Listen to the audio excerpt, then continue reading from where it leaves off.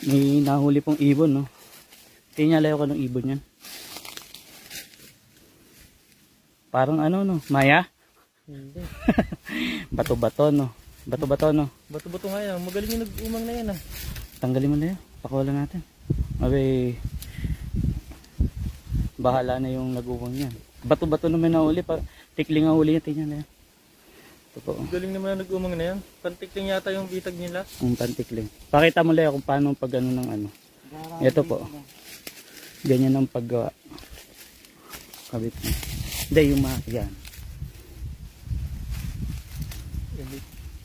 Sinumangan pa nila. Sa ilalim. Yan. Yan, ganyan. Yung tali, doon lalabas mo siya. Hindi, doon sa ipasok mo doon sa loob. Hindi, doon sa kabila. Susundan mo. Hindi, sa kabila ang butas.